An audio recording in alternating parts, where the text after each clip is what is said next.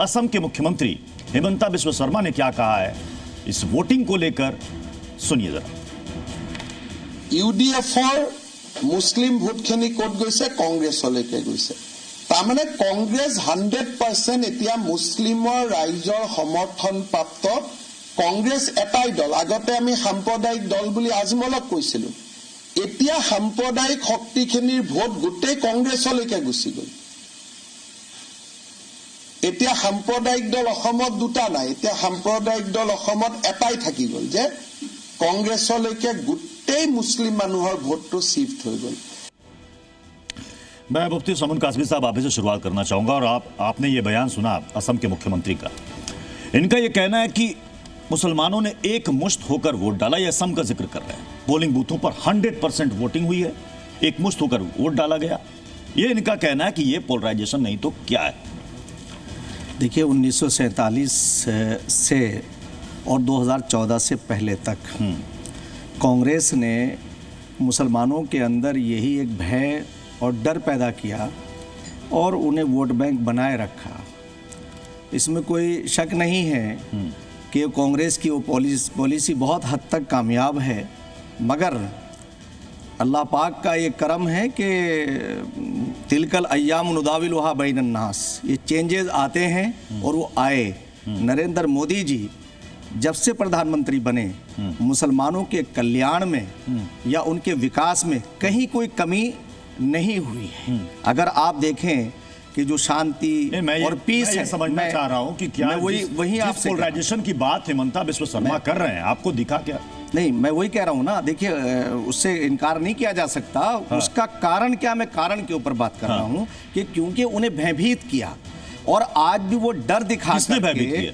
कांग्रेस की पॉलिसी रही है हमेशा। कांग्रेस ने भयभीत किया या अन्य जो सेकुलर पार्टियां हैं। आज मैं कह सकता हूं कि देश के अंदर मुसलमानों को यह सोचना चाहिए कि इन 10 सालों के अंदर जो मुसलमानों की ग्रोथ हुई है, जो नीट में आए हैं, जिस तरह से IAS और IPS बने हैं, यानी आप अब तक का रिकॉर्ड है कि क्योंकि देश में जब शांति होगी तभी तो आगे बढ़ेंगे। मुसलमानों को खौफजदा करके उन्हें मुख्य धारा से काटा। चूंकि हमारे साथ एक बड़ा पैनल है, इसमें एक बात कासमी साहब, हमारे साथ चूंकि एक बड़ा पैनल है तो मैं चाहूंगा कि जो भी बात रखें बिल्कुल संक्षेप में रखें ताकि सबको एक एक करके वक्त मिले। मैं फिर दोबारा आऊंगा आपके पास। मैं असादी जी आपसे समझना चाहूंगा जो बात अभी कासमी साहब कह रहे थे कि भयभीत किया गया, ये भयभीत करने से पोलराइजेशन हो जाता है क्या? जो बात हिमंता बिस्वा शर्मा कह रहे हैं कि अगर वही हिंदुओं के बारे में कहा जाता है तो विपक्ष कहता है देखिए साहब ध्रुवीकरण कर रहे हैं ये, और वो कह रहे हैं कि असम में ध्रुवीकरण हुआ लेकिन विपक्ष चुप है। देखिए सबसे पहले बिस्वा शर्मा जो बोल रहे थे अभी, उनको शायद मालूम नहीं है हिंदुस्तान को आज़ाद कराने में सबसे बड़ा योगदान, मैं नहीं कह रहा, गांधी जी कहते हैं, सबसे बड़ा योगदान मुसलमानों का है। लाखों लोगों को फांसी के फंदे पर चढ़ा दिया गया इस मुल्क को आज़ाद कराने के लिए। इसलिए हम लोगों का झुकाव कांग्रेस के लिए इसीलिए है। कांग्रेस के 4 प्रेसिडेंट मुसलमान रहे जो आज तक किसी पार्टी ने नहीं दिए। कारण भी तो साथ होना चाहिए ना। बिस्वा शर्मा जी 4 रोज पहले कांग्रेस में थे, उस वक्त उनकी जबान और थी, आज जबान और है। आसाम में अगर मुसलमान आप कह रहे हैं कि कांग्रेस आप कह रहे हैं कि मुसलमानों का झुकाव कांग्रेस की तरफ है? नहीं, झुकाव की बात ही नहीं है। कांग्रेस पार्टी को बनाने वाले, इस मुल्क को बनाने वाले हम लोग हैं। अगर हम लोग कांग्रेस के साथ नहीं जाएंगे तो कौन लोग कांग्रेस के साथ? अच्छा ये बताइए कि इस बार मुसलमानों ने क्या सोचकर वोट डाला? क्या मुद्दे उनके लिए सबसे इंपॉर्टेंट, सबसे अहम रहे, प्राथमिकता में, सूची में सबसे ऊपर? सबसे पहले हिंदुस्तान को बचाना है हमें, और वो बचाया हमने, और संविधान की रक्षा की। बाबा साहब भीमराव अंबेडकर ने जो संविधान बनाया था उसकी रक्षा के लिए हिंदू, मुसलमान, सिख, ईसाइयों ने सबका योगदान करके इस सरकार को रोकने की कोशिश की और मुसलमान इस सरकार को रोकने में सफल रहे, कामयाब रहे। यानी कि मुसलमानों ने, आप कह रहे हैं, एकमुश्त होकर वोट डाला और सरकार को रोक दिया, यानी कि बीजेपी को बहुमत से रोक दिया? नहीं, खाली बीजेपी को नहीं रोका।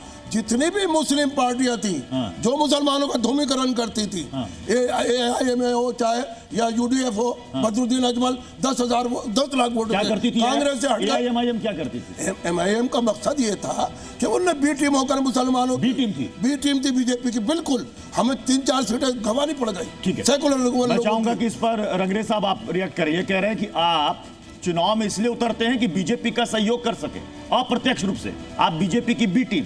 देखिए, हमें लोग बी टीम भी कहते हैं, मगर हम तो ये कह रहे हैं कि हम तो 10 सीट पे कुल लड़े लोकसभा की पूरे भारत में, मगर जहाँ कांग्रेस लड़ी, कांग्रेस खुद आज तक 100 का आंकड़ा पार नहीं कर पा रही अभी, और वो दूसरों पे उंगलियां उठाते हैं।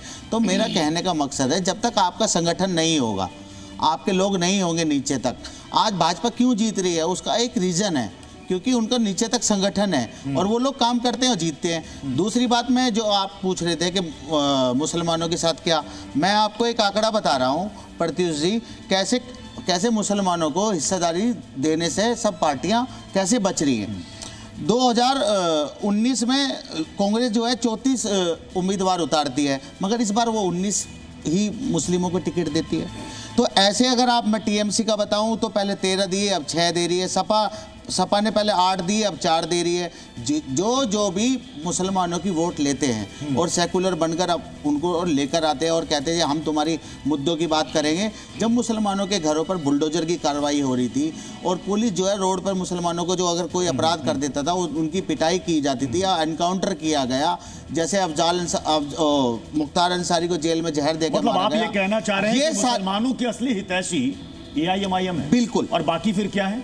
देखिए, बाकी सब जो है ना, वो सिर्फ उनको वोट बैंक समझते हैं और उनकी सिर्फ वोट ले लेते हैं जब उनके मुद्दे आते हैं या उनकी कहीं पर कोई बात होती है। दिल्ली में भी दंगा हुआ, कई और जगह भी होते हैं जो इश्यूज होते हैं। तो कितनी सीटें आई AIMIM की? 10 उतारे तो जी, कितनी आई सीटें? हमारी एक ही सीट आई लोकसभा की। क्यों? अगर आप अपने आप को कहते हैं इतने बड़े हितैषी, सीटें बढ़नी चाहिए ना। कोई MIM का कोई नेता हमारा अगर कोई बात कहता है तो आपको लगता है कि वो जो है पोलराइज कर रहे हैं। जो अभी हेमंत बिस्वा शर्मा जो अभी फरमा रहे थे और उनकी बाइक चलाई इन्होंने, उसने खुलकर कहा उस व्यक्ति ने कि हम तो करते हैं हिंदू मुसलमान, मगर हमारे आप एक भी नेता के खिलाफ कोई ऐसी कार्रवाई नहीं बता सकते कि उन्होंने कहीं हिंदू मुसलमान की बात करी है। वो सबके साथ सबकी बात करते हैं। ये मैं कहना चाह रहा था कि कैसे हिंदू भाइयों को कैसे 17% मुसलमान, मतलब 20% मुसलमानों से 100 करोड़ हिंदू भाई को डराकर जो राजनीति कर रहे हैं उनके ऊपर कोई सवाल या निशान नहीं उठता। मगर जब कोई व्यक्ति अगर अपनी कौम का, अपने लोगों का, अपनी क़यादत की बात करता है तो वो यही काम से पहले वज़ाहत कासमी जी 70 साल की मुसलमानों को जो फिरोज बख्श साहब कह रहे हैं कि AIMIM अभी फिरोज बख्श साहब आपने ही कहा ना कि किसी तरीके से माहौल को गरमाना ये AIMIM करती है। वज़ाहत कासमी साहब, क्यों बार बार ये इल्जाम लगता है? इनके ऊपर एक इल्जाम कांग्रेस ये भी लगाती है, अभी जैसे बात आई थी कि ये बीजेपी की बी टीम है। मुझे पता नहीं किसकी बी टीम है या अपनी टीम है, ये इल्जाम लगता है। तो ये मुसलमानों के मुखालिफ तो ये हुआ। प्रत्युष भाई, बात ये है कि मैं इस चुनाव रिजल्ट पर भी साथ साथ बात करूंगा। मैंने बहुत नजदीक से इस चुनाव को देखा है और इसके रिजल्ट को भी देख रहा हूं। मुसलमान सिर्फ इस बात के लिए खुश है कि उन्होंने भारतीय जनता पार्टी को बहुमत का आंकड़ा नहीं छूने दिया, और जिस तरह की सोशल मीडिया पर घटिया बातें हो रही हैं उसका तस्वुर भी नहीं किया जा सकता और मैं अपने मुंह से वो बातें यहाँ कर भी नहीं सकता। और उसकी जिम्मेदार MIM जैसी पार्टियां और वो मुस्लिम लीडरशिप है जो मुसलमानों को ये बता रही है कि हर हाल में, भाई पॉलिटिक्स तो पॉलिटिक्स है प्रत्युष भाई, भारतीय जनता पार्टी की हो, चाहे वो समाजवादी की हो, चाहे वो कांग्रेस की हो, मुसलमान इस दरवाजे पर आकर के क्यों खड़ा हो गया कि हर हाल में भारतीय जनता पार्टी को राजनीति से बाहर करना है? आप कहना क्या चाहते हैं? मैं कहना ये चाहता हूं, आप कहना क्या चाहते हैं? क्या मुसलमानों ने एक मुश्त वोट डाल करके बीजेपी को बहुमत के आंकड़े तक पहुंचने के लिए रोक दिया? जी, मुसलमान ने किया है, ये मुसलमान ने किया है, ये मुसलमान ने किया है। क्या कहना चाहते हैं? ये मुसलमान ने किया है और मुसलमान इसको बुराई नहीं समझ रहा। सैयद जवाद रह गए, मैं सैयद जवाद करूँ। सैयद जवाद, जो बात यहाँ पर वज़ाहत कासमी ने कहा आप उससे इत्तेफाक रखते हैं? सैयद जवाद, उनके साथ बराबरी का सलूक करेंगे, पूरा हो गया मेरा। मोदी जी ने कहा था मुसलमान हमारी संतान की माफिक है, हम उनके साथ बराबरी का सलूक करेंगे और मैं हर मुसलमान के एक हाथ में इलेक्शन में क्या कहा? मैं आ रहा हूँ सैयद जवाद को भी समझ, सबकी बारी आ गई। सैयद जवाद, कभी ओबीसी आरक्षण सैयद जवाद भाई, इन्होंने एक शेर से शुरुआत करी थी, एक शेर से मैं भी कर देता हूँ कि जो देते ना थे जवाब उनके भी सलाम आने लगे, मेरा वक्त बदला तो मेरे नीम पर आम आने लगे। कि अभी आज मुसलमानों की फिक्र हो रही है। अयोध्या के अंदर क्या हुआ है साहब, चित्रकूट के अंदर क्या हुआ है, दलितों ने क्या करा है। ये देश की लड़ाई संविधान को बचाने की लड़ाई थी, ये मुल्क के आईन को बचाने की लड़ाई लड़ी गई थी, ये देश के ऊपर जो आरक्षण को खत्म करने का मुद्दा था उसको बचाने की लड़ाई थी। ये लड़ाई हिंदुओं ने, मुसलमानों ने, सिखों ने, ईसाइयों ने, दलितों ने, आदिवासियों ने सबको मिलकर के लड़ी है और इस मुल्क के संविधान को और आरक्षण को बचाने का काम करा गया है। आज दिन रात कहा करते थे कि 350 पार और 370 मतलब आप ये कहना चाह रहे हैं कि उत्तर प्रदेश में समाजवादी पार्टी का पीडीए फॉर्मूला हिट हो गया? बिल्कुल हिट हुआ। जी न्यूज़।